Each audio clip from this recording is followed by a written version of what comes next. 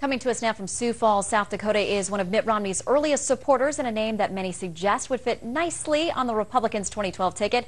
Senator John Thune, welcome back to Fox News Sunday. Good morning, Shannon. All right, we'll get back to the ticket in just a minute, but before the break, you may have heard us talking with Senator Feinstein about the situation, J.P. Morgan losing $2 billion this week on credit derivatives. Now, you voted against the Dodd-Frank bill and, in fact, have signed on to a repeal of that bill. Senator Feinstein is among those who think if it was fully enacted and if the regulations had been fully enacted, it would have prevented a situation like this. So why shouldn't Washington empower regulators to get more involved? Well, first off, I don't think we know all the facts about this. This was something that was detected by the company, but J.P. Morgan Chase is a company that has been well respected in the industry. The whole issue of Dodd-Frank impacts not just systemically risky institutions, but also a lot of community banks across South Dakota, which is why I voted against it. It piles lots of compliance burdens on smaller banks across this country. But I think with respect to federally insured, systemically risky institutions like the big banks, it is important that we make sure that we've got some good safeguards in place, but that we do it in a way that doesn't impair or limit their ability to mitigate risk and to protect themselves and their balance sheets as well. And so I think this issue is something that will be talked about probably for some days ahead here, but at least for right now, I think we need to make sure we've got all the facts in before we jump to any conclusions about the need for greater and further regulation. Dodd-Frank was a sweeping, far-reaching regulation, much of which is still trying to be interpreted by the regulators, and I think we need to give them an opportunity to do that job before we reach any conclusions about moving forward with additional regulations, which could make it more difficult for financial institutions to do their jobs. All right, let's turn to another big headline this week, gay marriage. The president now saying he does support the right of gay couples to get married. I want to give you a look at a poll from USA Today Gallup. It was taken after the president's announcement. It shows 51% of Americans approve of his position compared to 45% who say they disapprove. 13% of those surveyed say that his announcement will make them more likely to vote for him. He also had this to say at a fundraiser this week, quote, "It was a logical extension of what America is supposed to be. Are we a country that includes everybody and gives everybody a shot and treats everybody fairly? Are we welcoming to people who are not like us?" I want to ask you about Mitt Romney. You endorsed him early on. He's clearly in favor of marriage between one woman, one man. How does he address these concerns so that he isn't portrayed as being unfair or unwelcoming to his fellow Americans? I just think that for this is an issue, Shannon, on which there is great difference in definition, like so many other issues on this campaign. I think that Governor Romney's position has been very clear from the time he was governor of Massachusetts. It's something that hasn't changed. The president obviously has changed his position more than once from the time he was a state senator to the time he was running for federal office to what we heard this last week. And I think the view that Governor Romney holds on traditional marriage is a view that's held by a lot of people across this country. There are more than 30 states who either by statute or constitutional amendment have defined marriage as being between a man and a woman. But that's one of many issues that's going to be discussed during the course of this campaign, and one of many differences. But the biggest difference, I think, is the view that the president has and that Governor Romney has with respect to how to fix the economy. How do we get the economy growing again? How do we get people back to work? And to me, that's the issue that's on the minds of most Americans. And if you look at the economy, the economic record that this president has, you've got 39 straight months now of more than 8% unemployment. You've got massive amounts of debt. You have fuel prices that have doubled. Health insurance costs have gone up 25%. College tuition's gone up 25%. Though that's the economic record that I think most people are going to judge this president by after 3.5 years. Governor Romney obviously has a very different view about how to lead this country, one that's based on the power of freedom as opposed to the power of government. And I think that's going to be the bright line that delineates and defines these two candidacies as we head into the November elections, and the issue that I think is going to compel most Americans to come out and support Governor Romney. Well, the president is pointing the finger at Congress. He says you guys aren't getting anything done on the economy. Specifically, he says Republican policies are behind the sputtering economy, so he's given you a to-do list. Here's part of his weekly address this week. We tried their ideas for nearly a decade, and it didn't work out so well. We can't go back to the same policies that got us into this mess. We've got to move forward. All right, the first item on the president's to-do list for Congress involves tax credits for companies to help encourage them to move back to the U.S., offsetting that by cutting the tax breaks and incentives that companies get to cover costs of moving overseas. Now, your Republican colleague, Senator Chuck Grassley, has said Republicans probably wouldn't go along with the second part of that, of cutting the tax breaks that help those who are moving businesses out of the U.S. Why not? Well, look, I mean, the question I think you have to ask, Shannon, in response to the president's speech last week is, where was this 3.5 years ago? He's had 3.5 years to put prescriptions in place that would get the economy back on track. All of a sudden now, at the 11th hour, he comes out with a to-do list for Congress. Frankly, it's many of his policies that have gotten us into this ditch, and we need to get out of the ditch, and the way to get out of the ditch isn't to double down on the things that he's already done. This has been the most massive expansion of government that we've seen literally in the last half century. And we need a very different vision for the future of this country. And it starts with ending some of the policies that this president's put in place, which is why we came out with a to-stop list. He had a to-do list for Congress.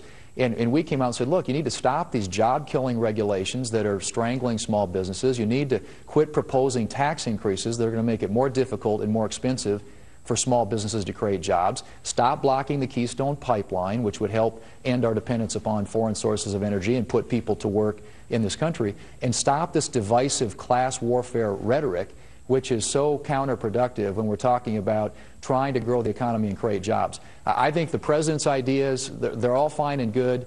Most of them are sort of a rehash of things we've heard before. But more importantly, where has he been for the last 3.5 years? And we've still got, as I said, 39 months, consecutive months now, of unemployment above 8%, record amounts of debt, record amounts of spending, record amounts of expansion of government at a time when we ought to be trying to create jobs in the private economy. That is the Obama economy and the Obama record, and why I think Governor Romney has such a great opportunity to make a different case to the American people about a different direction for this country.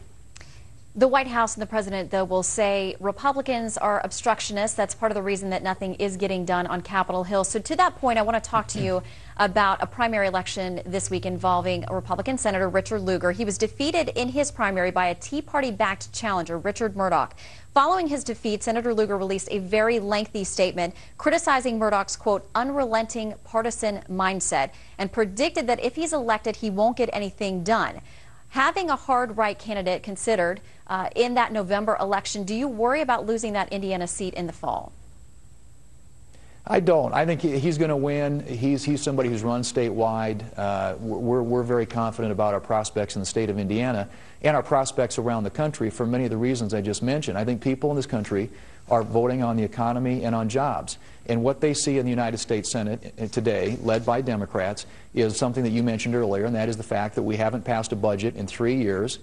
It's become very dysfunctional, and more recently a place where the presidential campaign has sort of been litigated. They sort of moved the presidential campaign to the floor of the United States Senate. We continue to have votes that are about nothing but political messaging, talking about the Buffett tax rule this last week, about the interest rate on student loans, which we all agree needs to be addressed, but they want to do it in a way that Republicans can't support. And so the floor of the United States Senate, the reason it's not functioning today is because it's been converted into something that's about political gimmicks rather than about solving problems.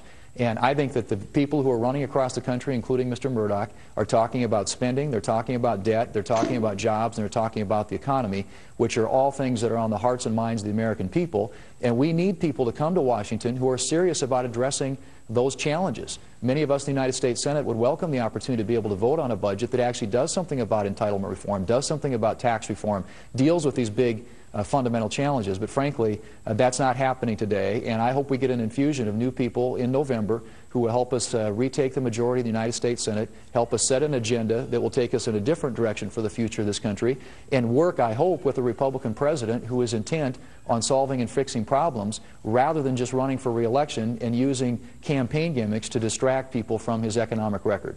Well, here's what Senate Majority Leader Harry Reid said about the proposition of Murdoch coming to Capitol Hill. He criticized the far-right Tea Party wing of the Senate and said, now that's what we need in the Senate, more people who are willing to do nothing but fight. Is there room for compromise in the U.S. Senate today?